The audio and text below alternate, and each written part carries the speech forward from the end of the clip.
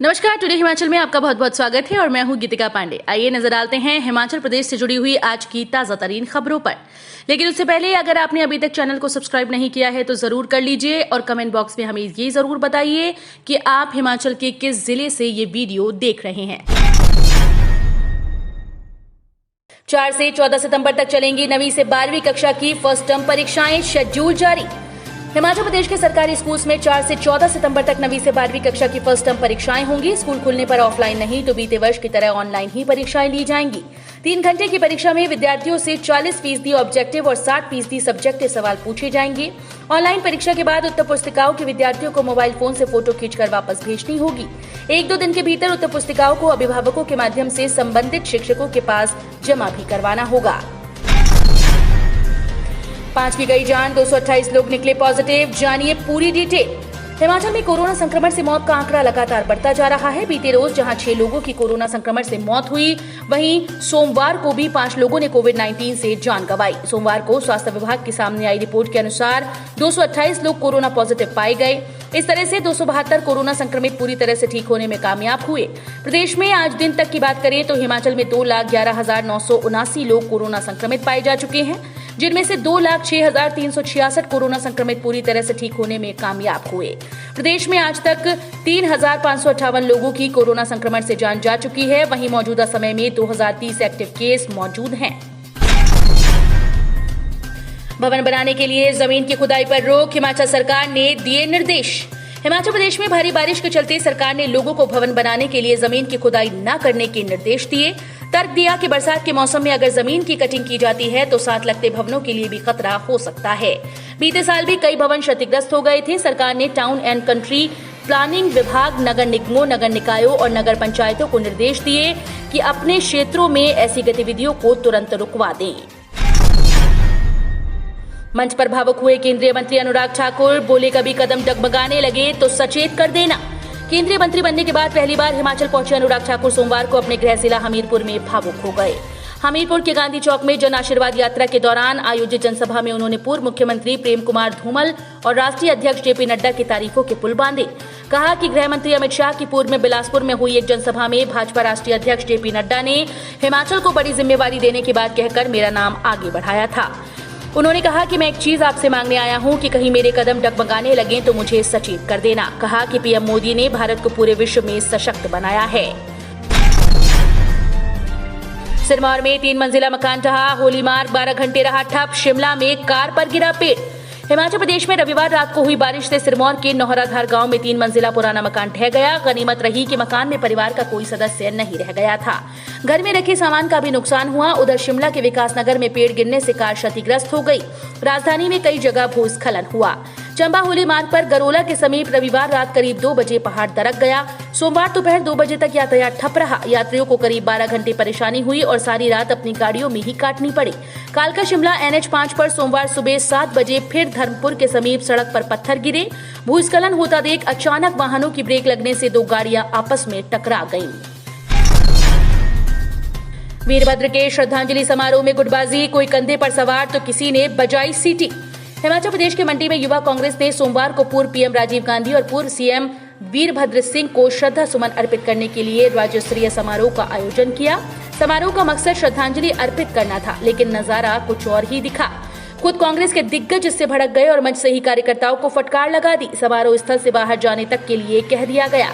माहौल जब ज्यादा बिगड़ने लगा तो यूका के प्रदेश प्रभारी अमरप्रीत लाली को ये तक कहना पड़ा कि श्रद्धांजलि कार्यक्रम है, सीटियां अच्छी नहीं लगती। ना ही अपने नेताओं के पक्ष में नारेबाजी करना अच्छा लगता है। गर्मी मत दिखाओ, मुझे बोलो तो मैं नारे लगा देता हूँ, या माइक ही ले लो। चंबा की 309 पंचायतों में वैक्सीन के बिना नहीं मिलेगा मनरेगा में रोजगार। हिमाचल प्रदेश के जिला चंबा की 309 पंचायतों में अब कोरोना वैक्सीन लगवाए बिना किसी को भी मनरेगा में रोजगार नहीं मिलेगा। इसको लेकर जिलाधीश ने सभी खंड विकास अधिकारियों को आदेश जारी कर दिए हैं। खंड विकास अधिकारियों ने अपने अपने परिक्षेत्र में आने वाले पंचायत प्रतिनिधियों को इस बारे में आदेश जारी कर दिए। किसान सम्मान निधि पाने वाले हजारों लोगों को पैसे लौटाने का नोटिस। हिमाचल प्रदेश में फर्जी तरीके से किसान सम्मान निधि पाने वाले हजारों लोगों को राज्य सरकार के राजस्व विभाग ने तहसीलदारों के माध्यम से रिकवरी नोटिस जारी कर दिए हैं। अपात्र और टैक्स देने वाले इन किसानों को 15 दिन के भीतर किसान सम्मान निधि की गलत तरीके से ली गई किश्तें लौटाने के आदेश जारी हुए। केंद्र सरकार से इस संबंध में बार-बार निर्देश जारी होने के बाद प्रदेश सरकार का राजस्व महकमा हरकत में आया।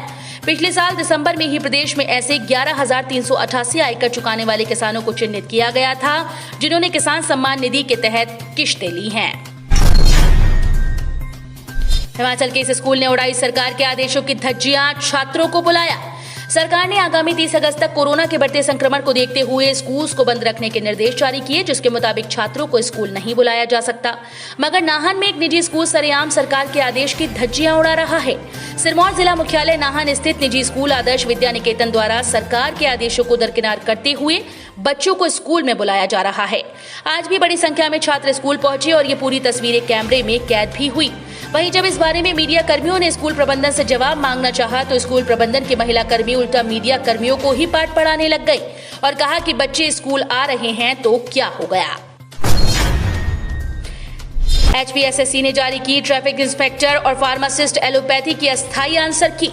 हिमाचल प्रदेश कर्मचारी चयन आयोग ने ट्रैफिक इंस्पेक्टर पोस्ट कोड 819 और फार्मासिस्ट एलोपैथी पोस्ट कोड 894 की लिखित परीक्षा की अस्थायी उत्तर कुंजी जारी कर दी। कर्मचारी चयन आयोग ने इन दोनों परीक्षाओं का आयोजन बीते रोज यानी 22 अगस्त को ही रक्षाबंधन के दिन सुबह और शाम के सत्र में किया था। ये जानकारी कर्मचारी चयन आयोग के सचिव ने दी है। उन्होंने बताया कि किसी भी अभ्यर्थी को अस्थायी उत्तर कुंजी के संदर्भ में कोई भी आपत्ति हो तो वो लिखित साक्ष्यों के साथ आयोग के कार्यालय में अपनी आपत्ति दर्ज करवा सकता है। राज्यपाल की सलाह, हर चीज में सब्सिडी गलत बात, रोजगार देने वाले बने युवा। राज्यपाल व कृषि विश्वविद्यालय पालमपुर के कुलाधिपति राजेंद्र विश्वनाथ अड़लेकर विश्वविद्यालय के दीक्षांत समारोह में पहुंचे। इस अवसर पर उन्होंने कहा कि पूर्व सीएम शांता कुमार ने कृषि विश्वविद्यालय का एक स्वप्न देखा था। आज ये एक बहुत बड़ा वट वृक्ष बन चुका है। हमेशा ही युवाओं से कुछ उम्मीद होती है, समाज के लिए भी काम करना है। जो वैज्ञानिक यहाँ से जाएंगे जिन्हें गोल्ड मेडल मिला है, उन्होंने लीग से हटकर कुछ काम किया है, इसलिए उन्हें पदक मिला है। ऐसे होनहारों को अब रोजगार मांगने वाला नहीं बल्कि रोजगार देने वाला बनना चाहिए। सुख बोले पहले गडकरी और अब अनुराग लोगों को दिखा रहे झूठे सपने। कांग्रेस विधायक व पूर्व प्रदेश के अध्यक्ष ठाकुर सुखविंदर सिंह सुक्खू ने केंद्रीय मंत्री अनुराग ठाकुर पर तीखा हमला बोला। उन्होंने कहा कि केंद्रीय भूतल परिवहन मंत्री नितिन गडकरी की तरह खेल मंत्री अनुराग ठाकुर हिमाचल की भोली भाली जनता को झूठे सपने न दिखाएं। जन आशीर्वाद यात्रा मुख्यमंत्री को बदलने के लिए तो नहीं निकाली। प्रदेश के केंद्रीय मंत्री अनुराग ठाकुर की भाजपा द्वारा की गई जन आशीर्वाद यात्रा को लेकर कांग्रेस ने भाजपा को निशाने पर लिया। धर्मशाला में पत्रकारों को संबोधित करते हुए हिमाचल प्रदेश कांग्रेस कमेटी के मुख्य प्रवक्ता कुलदीप पठानिया ने कहा कि भाजपा की जन आशीर्वाद यात्रा कहीं मुख्यमंत्री जयराम ठाकुर को हटाने के लिए तो नहीं करवाई गई। सीएम जयराम बोले, अपने संसाधन और फंड देकर सरकार कर रही जमीन अधिग्रहण। मुख्यमंत्री जयराम ठाकुर ने कहा कि प्रदेश सरकार के पास जो संसाधन और फंड होंगे उसे ध्यान में रखकर ही जमीन अधिग्रहण के लिए पैसा लगाया जा रहा है।